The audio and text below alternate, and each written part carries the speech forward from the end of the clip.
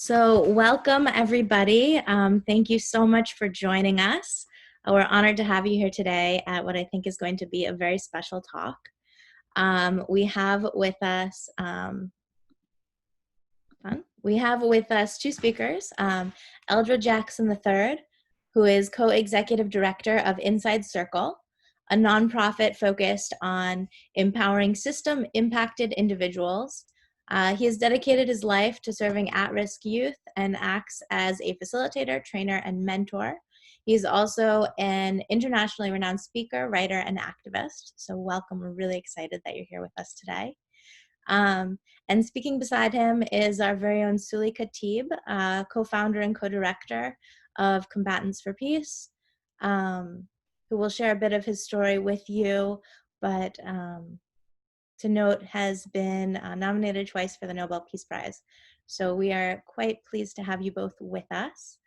And so we're going to start by giving each of our speakers about 20 minutes to share their personal stories and a bit about the work that they do.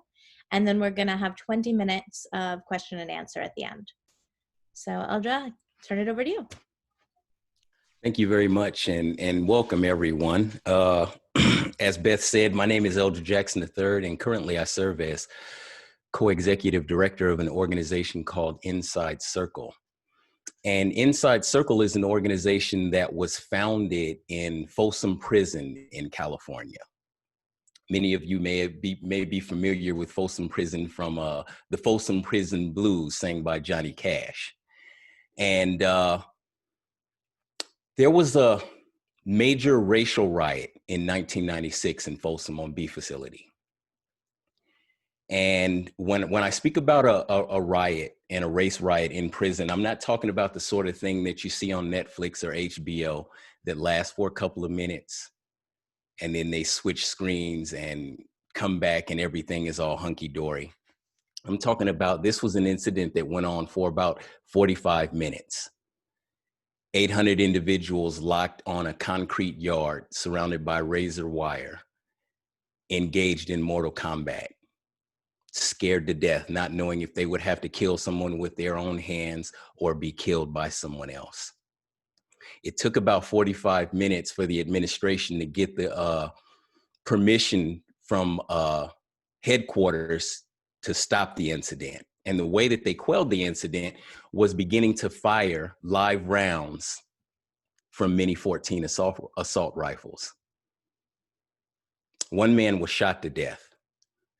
13 people were life flighted to local area hospitals to tend to their wounds.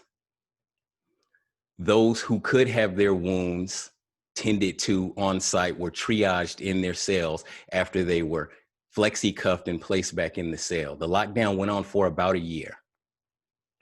There was a man named Patrick Nolan who was serving life, and he had begun to look at himself and read books by men like Viktor Frankl, read books by Gandhi, read books by Martin Luther King, and try and find his meaning in life. Patrick Nolan was a man who not only was serving life, but was affiliated with what is known as the Aryan Brotherhood.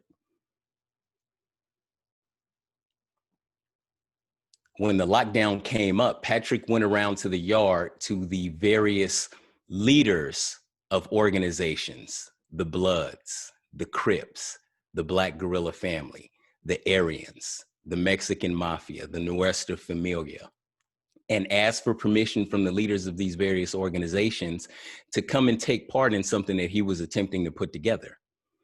And what he was attempting to put together was a space where individuals could come together and talk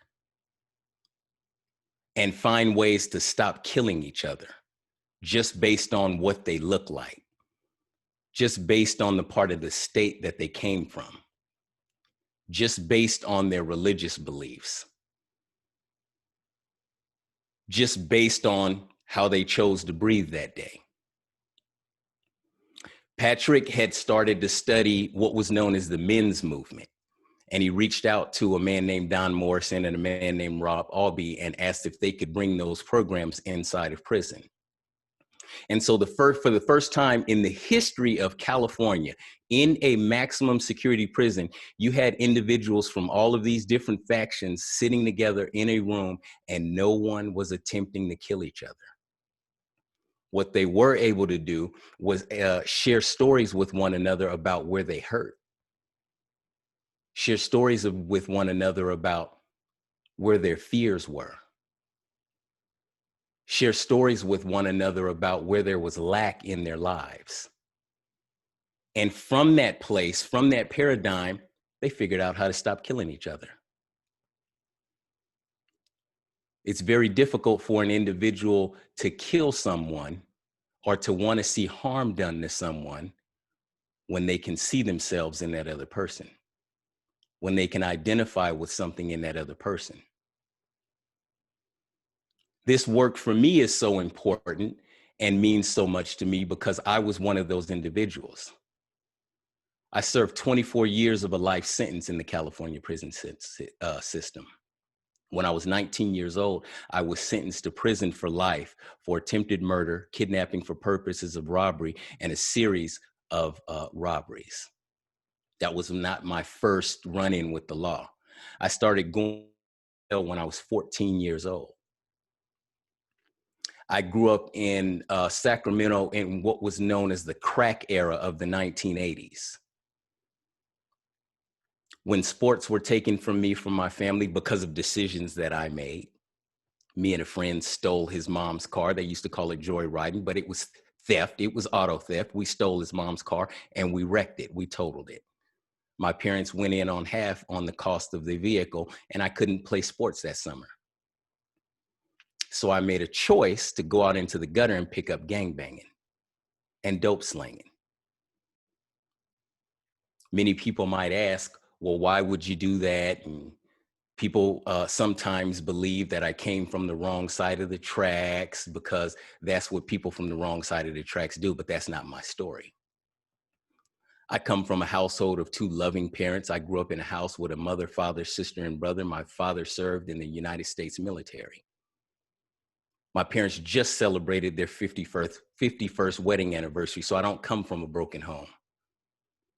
I come from a home where my parents and my grandparents and the extended family, uncles, aunties, cousins, taught right from wrong, taught morals, instilled values.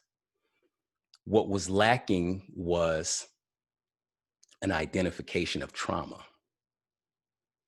I suffered trauma as a child at 7 years old at the hands of a babysitter.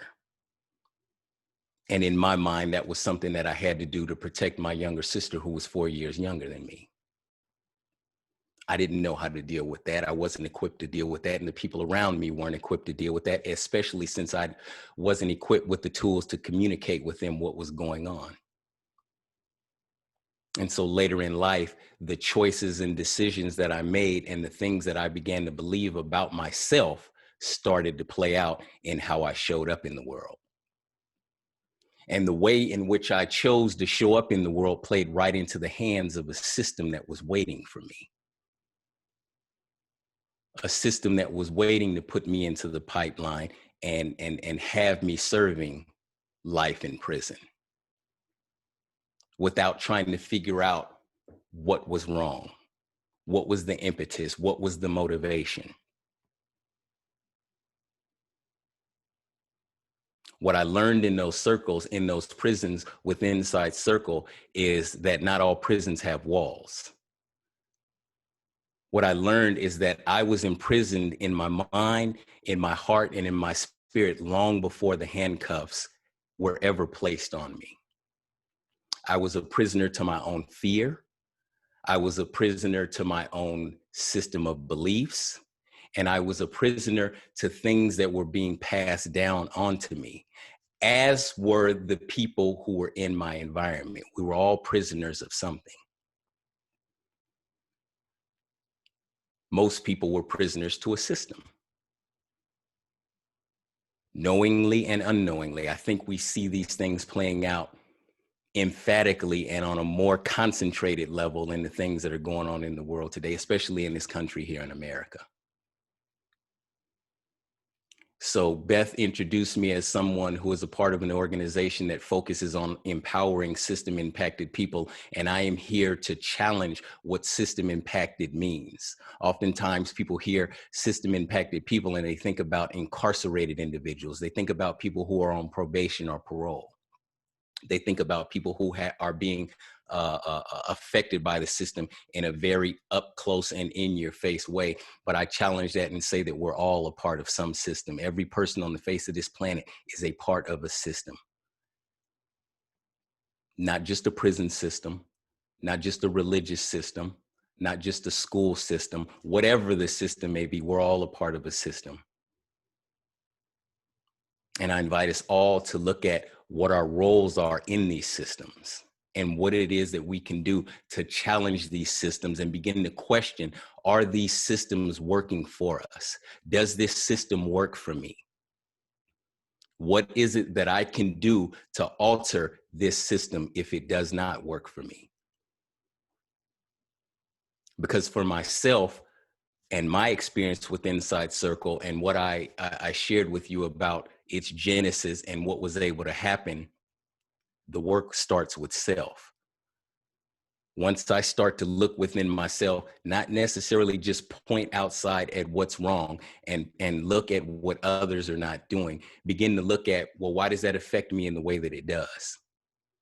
Once I start to look at those truths about myself, once I started to look at those truths about myself, I found freedom. And I was able to contribute to changing the system. I spoke about the program starting in Folsom Prison. To give you a little bit more context, Folsom is what's called level 4. And in California, they classify prisons by a number system. Level 1 being the lowest, level 4 being the highest. The only thing that's higher than level 4 is the hole in death row. The yard that this program started on was a level 4 yard for those who are being, it's called a SHU kickout yard. SHU stands for Security Housing Unit, solitary confinement. So when you're released from solitary confinement, this is the yard that you go to. The administration refers to it as a, excuse my French, asshole yard. This is where they send all of the assholes. And we figured out how to stop killing each other. I was on that yard for 10 years and there was not one incident across racial lines for over a decade because of this work, because of people finding ways to sit with one another and see the humanity in each other. So with that, I'll close and thank you all for joining us today and turn it over to Suli. Thank you, Eldra. Wow, that's really inspiring to me. Just making sure the sound is good. People hear me. Yeah, wow. I need to breathe for a second because I really feel connected to Eldra's story. Yeah, it shows like how like the systems are interconnected across the ocean. And I'm actually just looking at the time, so I don't cross the time. I'm really like feel my heart warming to see also some faces that I'm friends with, I'm familiar with. So without naming, I'm really happy to see new and old friends here, knowing that yeah, changing the system, specifically like with a lot of theories of change, especially maybe nowadays with the corona, is really a big question for a lot of people around the world to deal with, whether we want or by like the push of corona actually and other elements of the environmental destruction that's happening around across the world and the injustice systems that taking place around the world. I'm speaking to you from Ramallah in Palestine. I believe some of you have been here. I recognize some faces. And in a short, just to give a background, because some people here knows really my story, and this is not the most important thing to do, because we want to talk about the big picture and the change that we're seeking locally and internationally. My background and different and similar to Eldra, I find a lot of common ground with what you spoke, especially about inside jail, actually. Yeah, I grew up around Jerusalem in a village called Hizma as Palestinian. And as you know, like not having any basically citizenship. So it's a bit of different maybe from the African-American struggle in United States, let's say. Yeah, my family like represent more values of indigenous people here. And during the time when I was a child, I also like carry on my shoulders and my heart, you know, like the narrative that came through my ancestors that very deeply connected to the land, to the trees here, and facing a lot of challenges in our life under the occupation system. Some people maybe agree with the term, some not, but let's call it a military controlling system because we are not citizen of the state of Israel and we don't have our own. So when I was 13, 14, following the footstep of my older brother, he was very active when he was in school. I joined the Palestinian struggle, knowing or attracted to what we call a military struggle, or you know, using at the time, you know, was attracted to, you know, Che Guevara and Arafat and, you know, long hair, and you know, I had a lot of adrenaline to do that. And it's not just like one, because people always ask, how did you become like a what we call a freedom fighter? I was drawn to principles of liberation and freedom, were not really intellectually, more like in my soul, my heart, and I'm still there. From all the systems that Eldra spoke about, from the racist occupation system to gradually with the time to even like some of our own prison systems, which is the some of the tradition that has to change. Yeah, so I started with like organizing kids to throw stones, training on cocktail Molotov. When I was 14, I was coordinating this group, so this gave me also a lot of, you know, confidence. I became the man, like a hero thing, like to protect our homeland with this big, heavy Israeli army, knowing, like, of course, there is a big danger of price that you might pay, which is basically either you will be arrested and go to jail, which is military jail, or you will be killed, or like this option is not a rosy option. So you have to pay the price at some point. And with all this fear, you know, I didn't stop me from organizing and writing political slogans in my school and hanging Palestinian flags on the electricity cables and other things, like writing on houses, like to, you know, like ask people to join the revolution, which is not the majority of the population at the time. So I end up with attacking two Israelis, stabbing two Israelis without a plan. The idea, our intention was to take their weapon in order to use it afterwards, because we couldn't reach any kind, like we couldn't have a weapon. And this operation ended up with a slightly wounded for the two Israelis.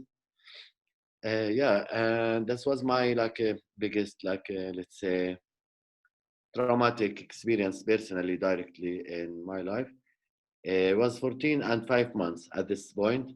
And this came, you know, like my friend that came with me, my comrade, like he was 17 and he was a apolitical person and from a apolitical family.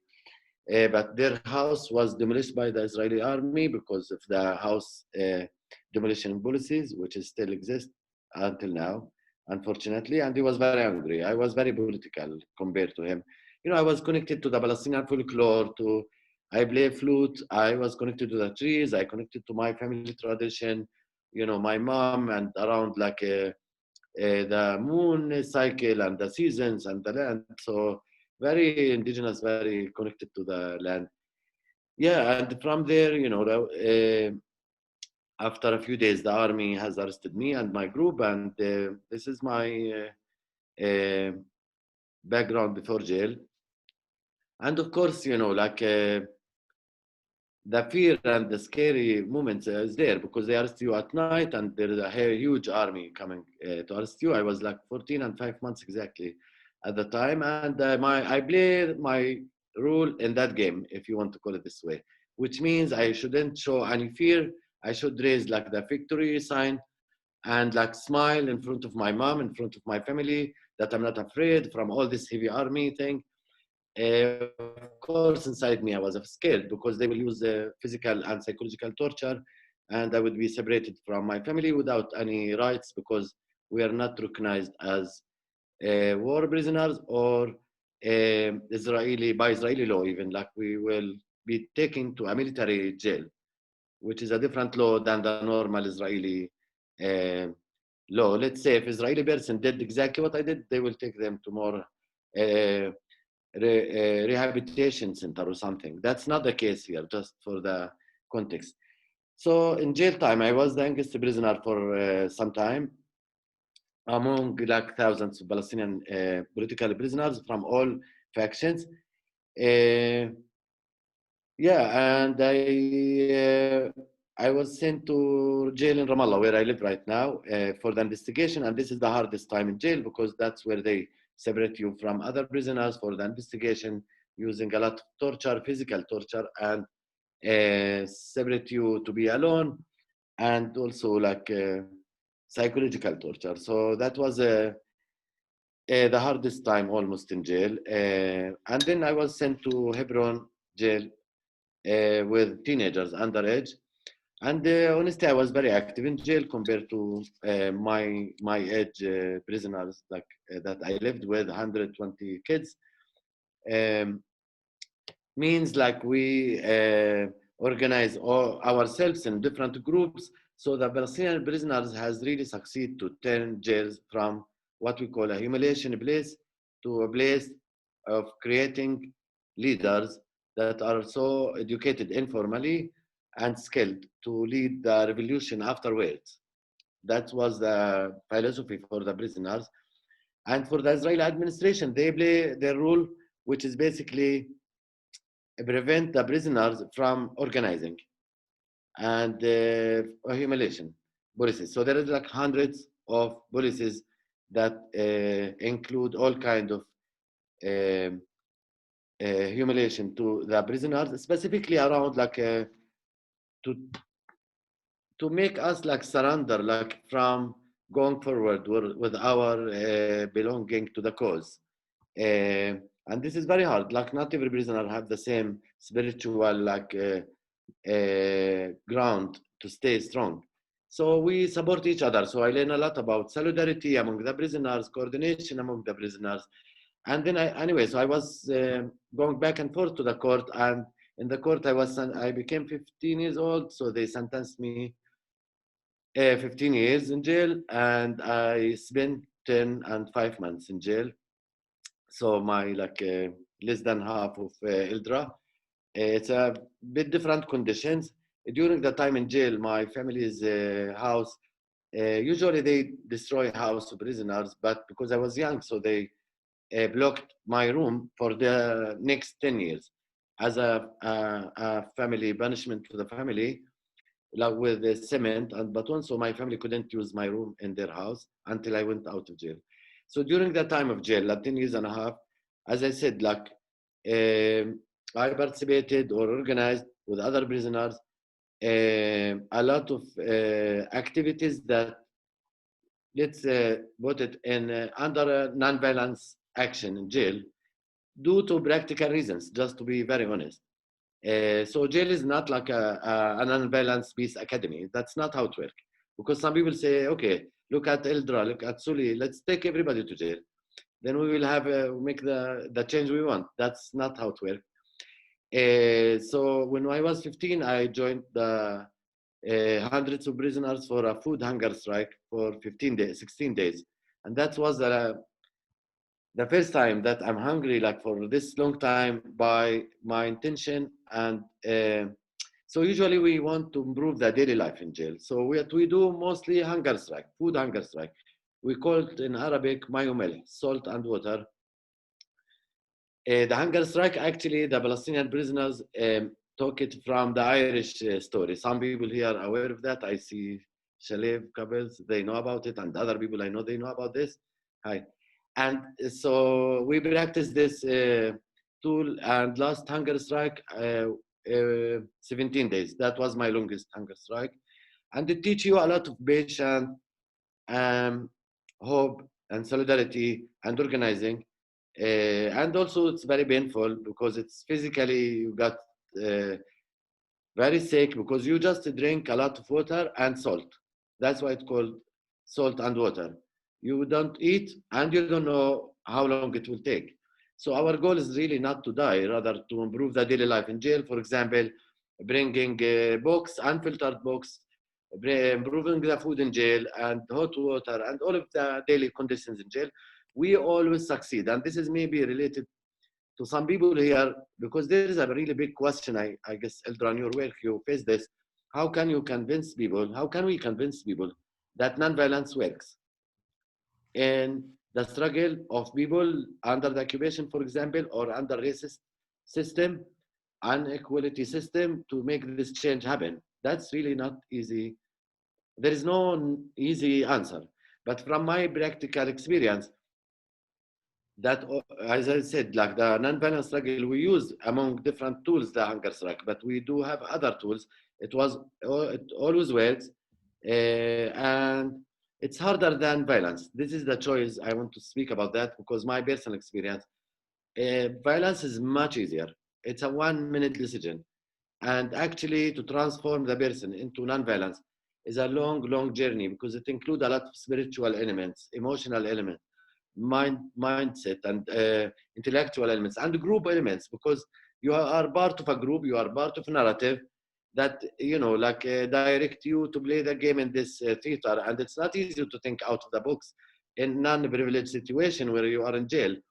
And so you need like really a spiritual, like dreaming journey to imagine different reality, to, you know, as we say in jail, like, you know, we used to have a lot of songs. They can jail our souls, they can jail our bodies. I grew up with these songs. I was not religious. We do have a religious or Middle East like cultural resources of steadfastness. We call it sumud in Arabic. Um, Actually, my sister named Sumud means steadfast because she born when we were in jail, me and my other brother.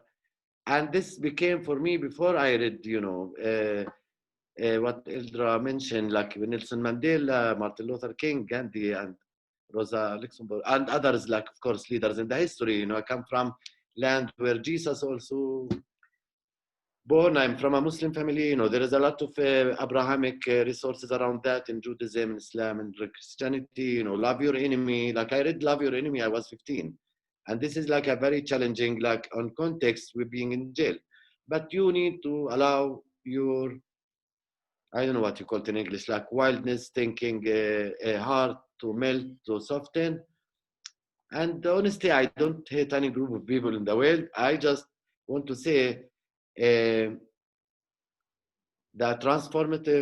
transformation experience from like certain narrative to a new narrative, to create a new narrative, is a very deeply painful journey. And for me, it takes years. It's not like one thing happened to me as it happened for some other people.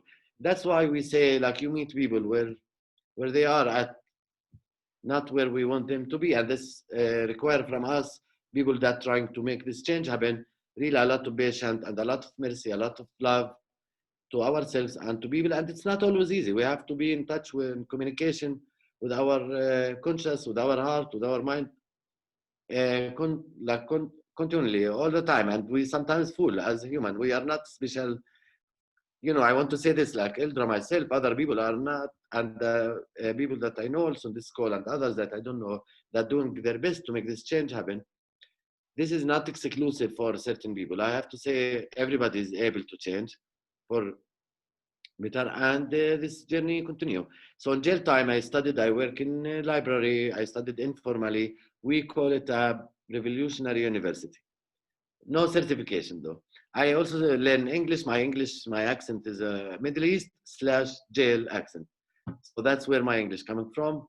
And yeah, and it's not a university, obviously. So I learn Hebrew.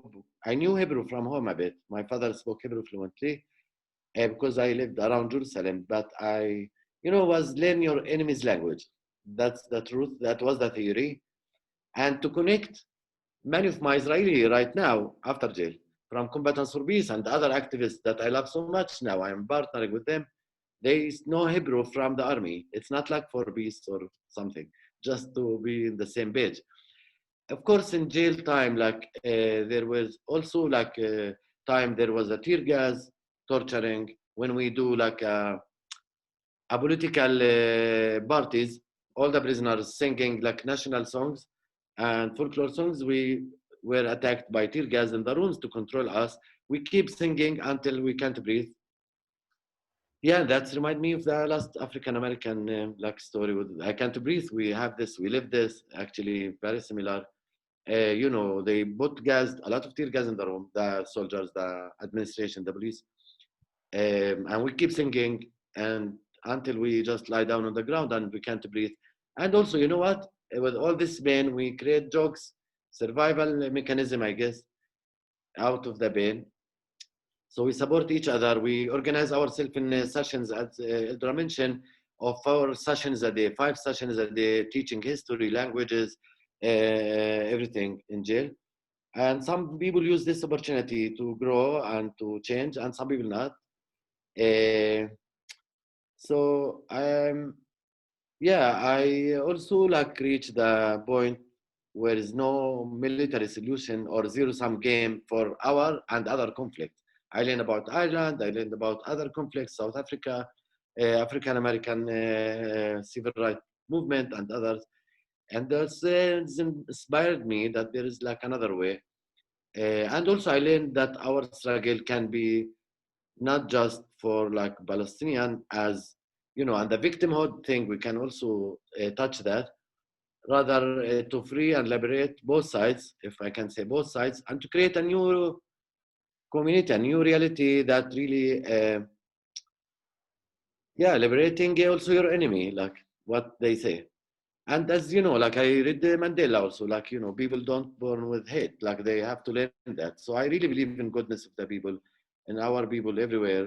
I believe our enemies, the system, the separation system, the unjust system, the unsharing resources, somebody has control over you. And for me, I'm struggling forever for my freedom, for people's freedom, for also the environment, for the nature, because there are million theories of change and there are a lot of people doing a lot of good work. I think I see a link among all the struggles in the world, among struggle for cleaning water, for anti-capitalistic struggle. That's really this individualism. We need to go back to building communities. I come from a village that in my mom generation, living in a communities with natural food, organic food. She never studied in Harvard, but she doing organic food naturally. That's how she grew up. She worked with the sun, with the moon, and she fast and she does a lot of things, but not from a privilege, new culture age thing.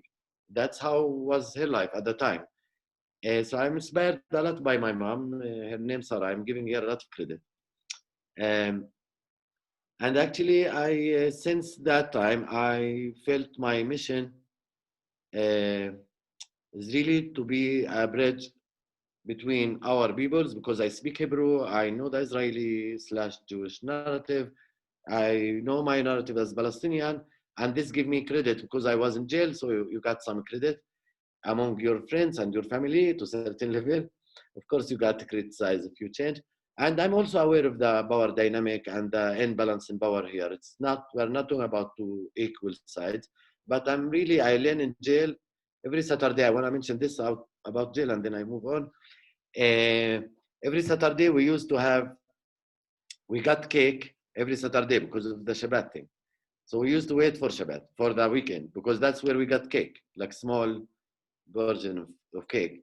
And we used to do a session called self-criticism. So we criticize ourselves and each other. That's how the rule. And that's how I learned self-criticism and looking inside. which we should keep doing actually, which is not typical in our society. Just to say, our society as well is a hierarchy that need to be changed as well, which is another struggle, but it's all really connected. And yeah, like since after jail, I like try to serve as a bridge, as I said, and I traveled a lot. I met a lot of inspiring people, like the people in the screen that I see. I don't want to highlight a lot of names because I feel just like maybe to mention if Libby Troban on the left side of the screen here and her partner Len, Allah yarhamu, say in Arabic, may his soul rest in peace, like really helped to shape my politics and activism and my spirit. And just to mention, like I met Libby and Len 2000, like 15 years ago, and I was still like in my journey. I'm still in journey all the time. And he put his hands on my shoulders and like give me some spiritual message that's really, I carry that in my heart. Like he said, do you have a mission, like really from high spirit? And you know, I'm not religious, but I am in the spiritual path. Yeah, and since then I'm really open to cooperate and work with people that believe in a common sense, in a common ground. And I have the honor to create with my Palestinian and Israeli alike. Did I finish my time, Beth? You don't have to be American polite. Just tell me. I'm from Middle East. Yeah, you finished your time. Yeah, sorry. So Combatants for Peace, I don't want to highlight a lot. We can also in the question, but created by ex-prisoners, activists, and ex-Israeli army officers from elite unit that decide to work together for freedom and dignity and human rights for everybody that live from the river to the sea and across the ocean. Yeah, thank you. Thank you both. So before we go into questions, I just wanted to check in if either of you has anything you wanted to add. And I also want to make a note that we're having some technical difficulties, and the Zoom room's only letting in 100 people. So I do apologize. I don't know if any of you have friends who wanted to watch this, but we're sending the recording and we'll put it on YouTube. So please do share it, because there's probably another 100 who wanted in, and the technical difficulties we're struggling. So I apologize. So I just wanted to voice that. So we're gonna have to share this recording far and wide afterwards, so everybody who wanted to be here can still participate and watch. So do either of our two speakers have anything to add before we open to Q&A?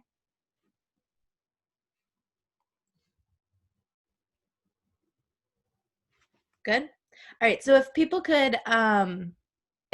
would be open to putting their questions into the chat box, that would be the best way to do it. Yeah. And in the meantime, we do have, and if you could just stick to questions in the chat box, that would be really helpful.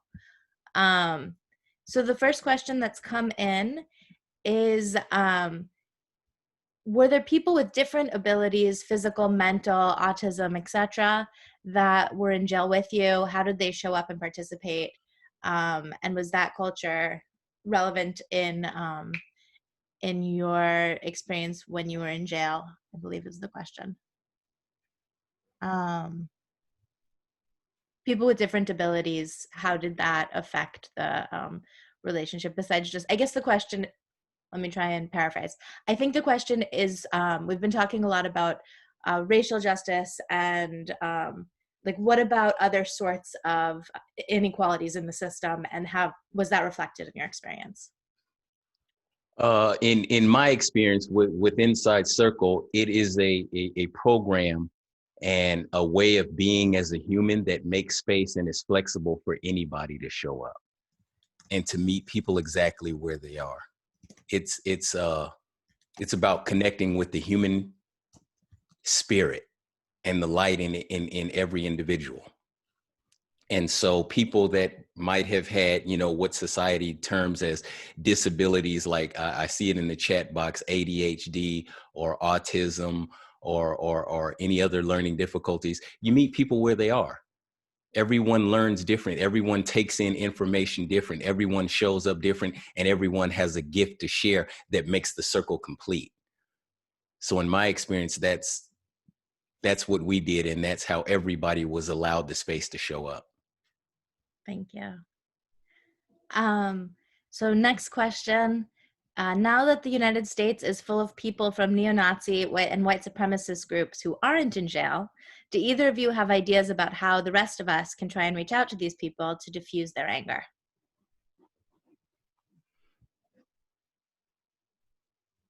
Well, I heard in there the word now, this country is filled with neo-Nazis. Neo-Nazis have been here as long as I've been alive, and I'm 49 years old. They were here. My grandfather escaped from a noose around his neck in Texas.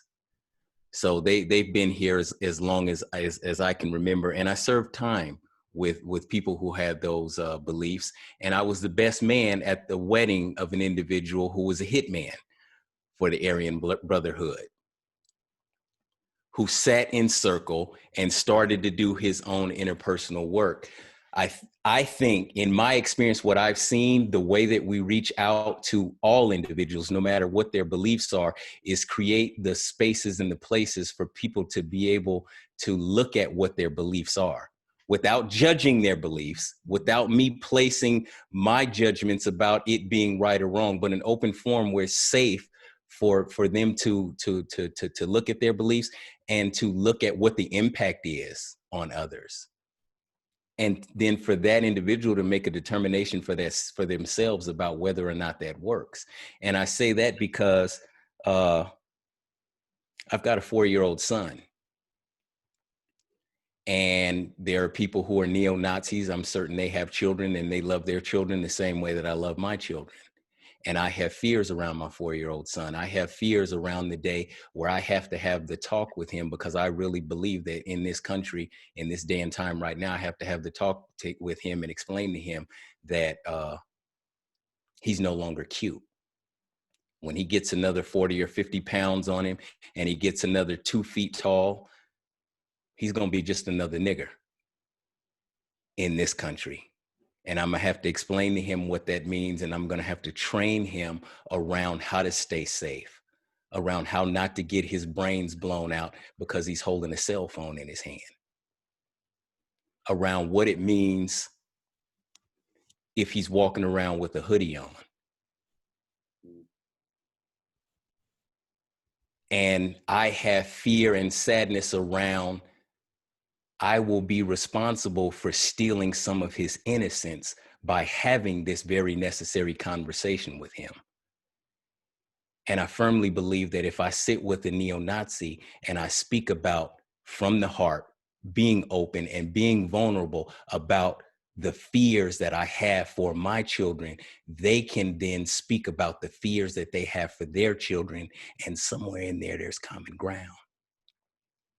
Somewhere in there, there's a place where my heart can touch his heart and his heart can touch my heart. And we can see where we're brothers. I've experienced that.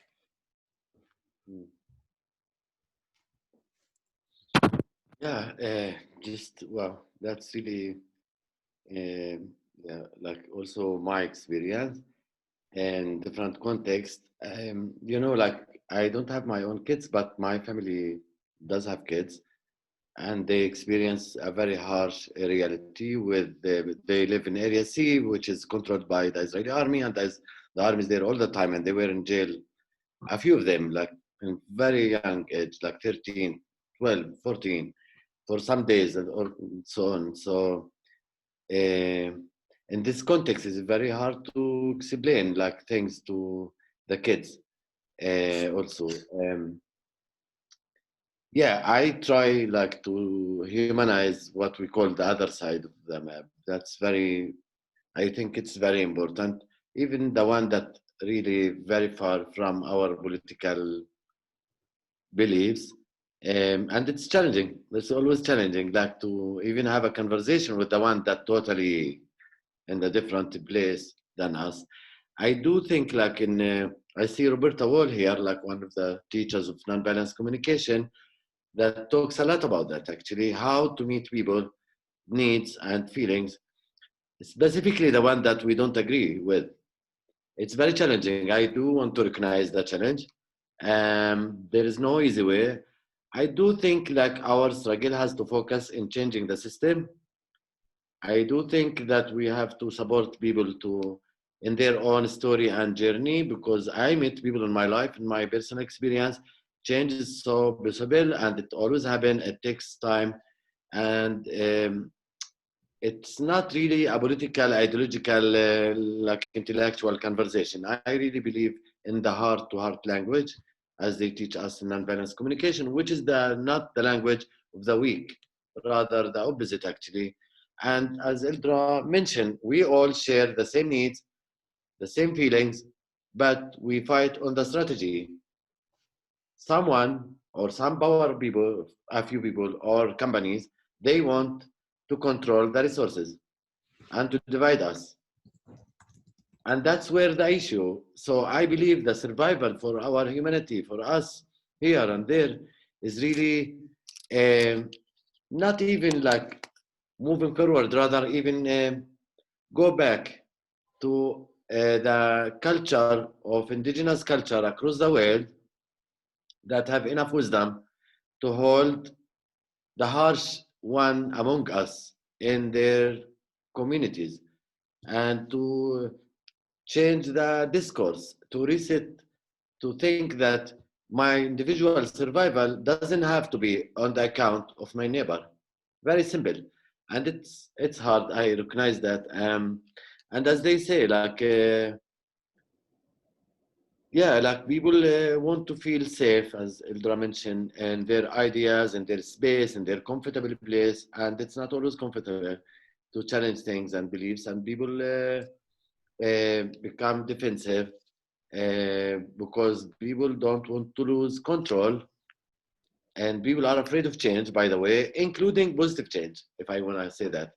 I heard this in Berlin, like from people from that generation before the wall was like demolished in Berlin. I met people from both sides of the wall.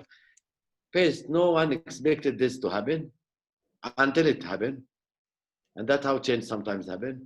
Second, people in the power side of Berlin were scared from all these Eastern Berlin people that they will cross the wall and come take their jobs and their resources. And we have to like touch that deep like place of fear and trauma. We are coming from individual traumas and community traumas for generations as a human, and we carry this as a human, as brothers, sisters, like, and we have to go dig deeply and touch that. It's a different level of work, and I think the comprehensive theory of change is the best thing to really go there, that include this psychological work, trauma healing, and physical work on the ground and change on the ground in different levels. Thank you. So there's a lot of questions and we're not going to have time for all of them. So I apologize, although we're going to have to do this again, clearly.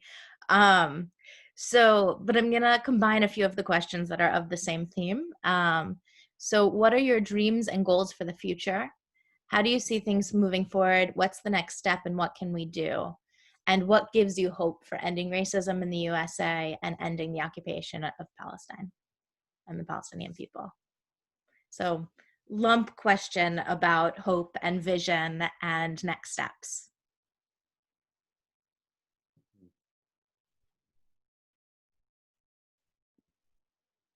You're muted, Eldra. Okay, I think I'm better now. Am I better? Can you hear me? Okay. I don't put a lot of stock in hope. I put a lot of stock in taking agency and moving forward.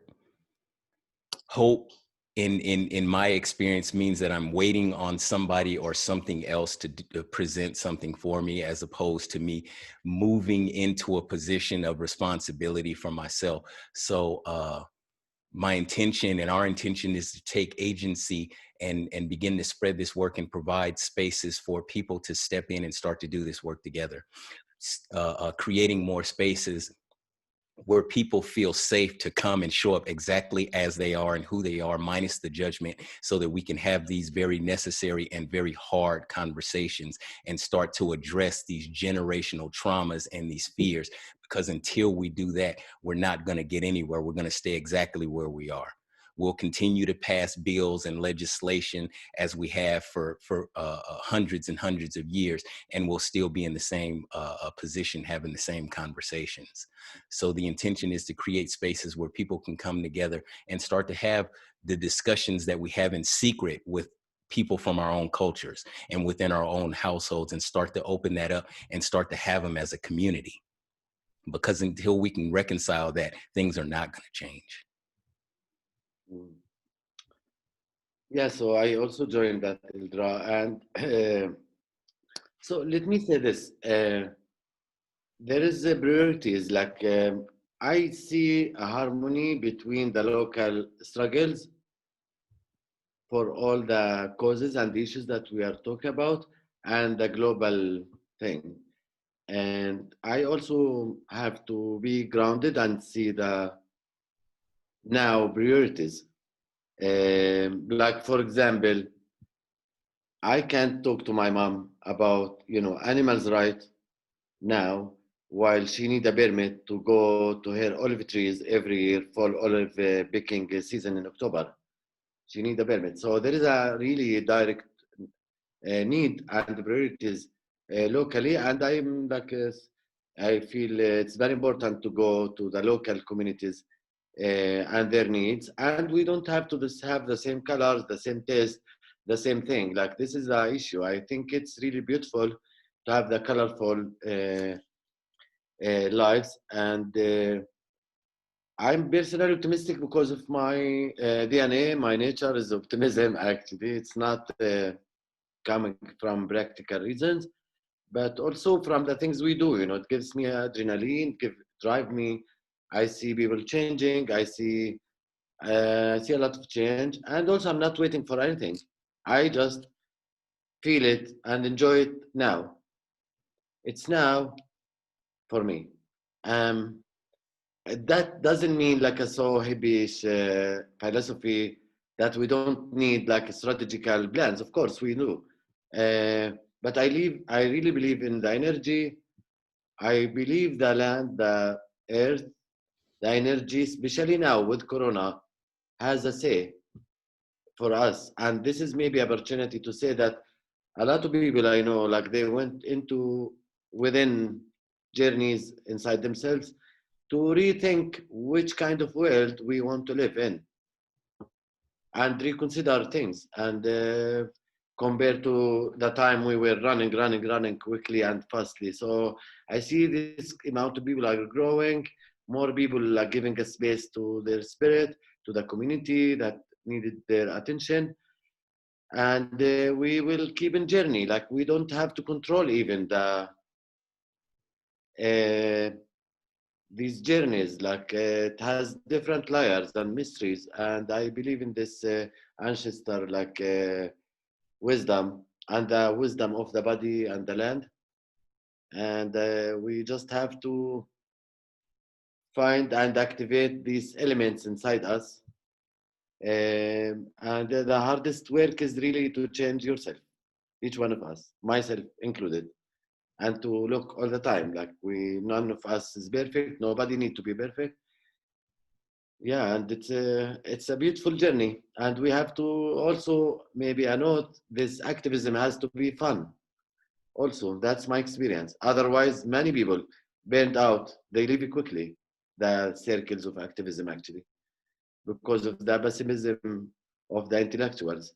So let's really, yeah, enjoy the now also. This is maybe a privileged statement, and really respect the local needs and the privilege involvement in this is important because whether in the US, I know a lot of activists, or here or worldwide, we have to give voice to the unvoiced people, like specifically among people with power that come with power through generation.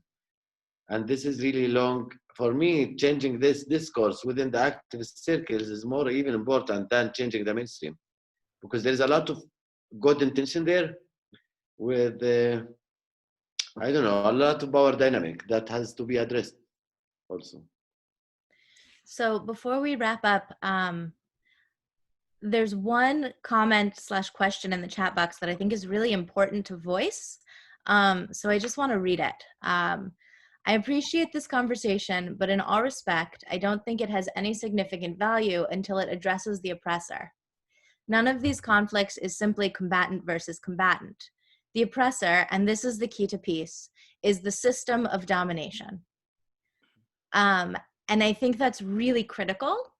And a lot of this conversation really has been focused on personal transformation and the personal journey of our two speakers.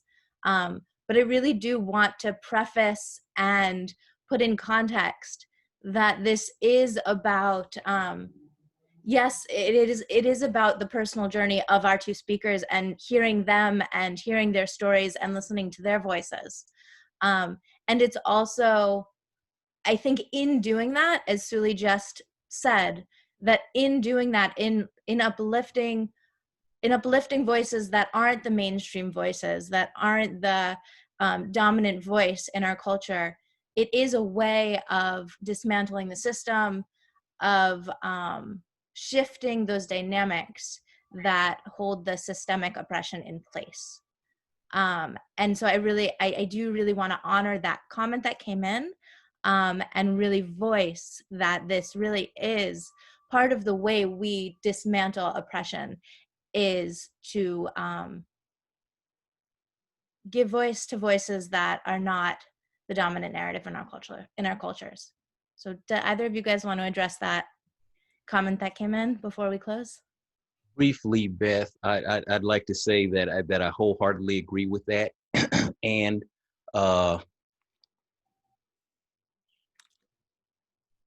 systems are ideologies, and they have as much power as we, the individuals, give them.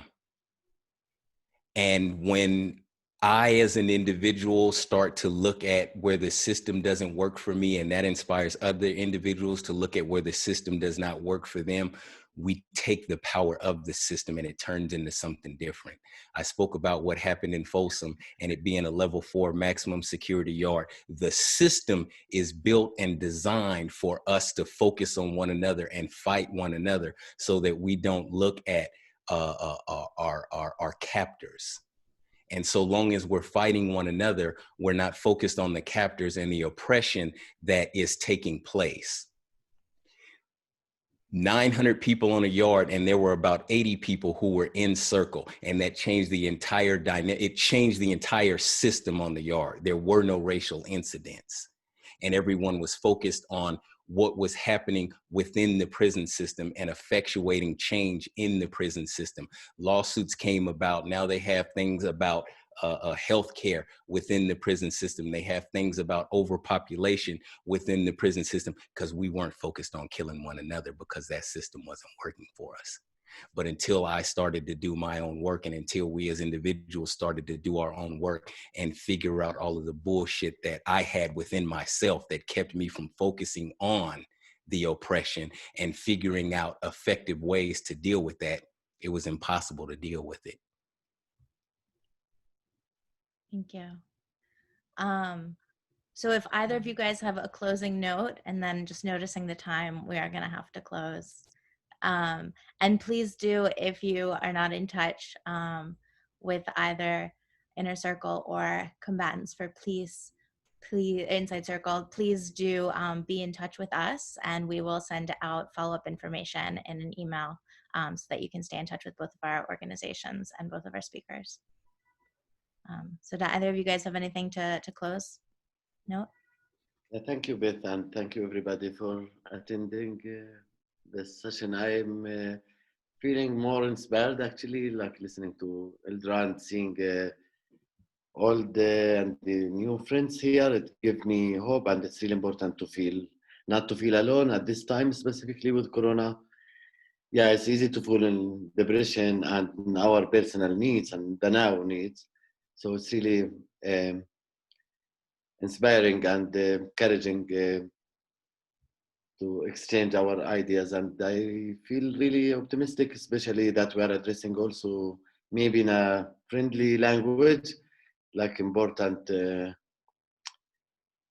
power dynamic things that happen even when within the activist circles, that has to be addressed actually, and to give a space for people that coming from background of oppression. And I see more awareness to that actually, because we don't want to reduce the system again. And back to the main question, that the issue is really the system that need to be changed. Thank you.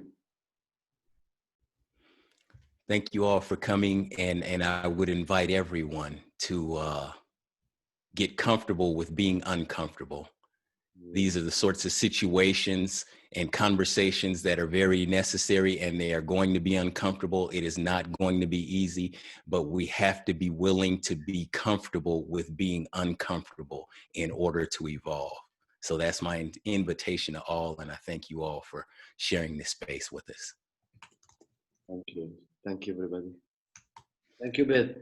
Thank you all, and I look forward to future conversations. And for those who are watching the recording at home, please be sure to sign up again, because we will for sure not have technical issues in the future. So thank you all. Bye.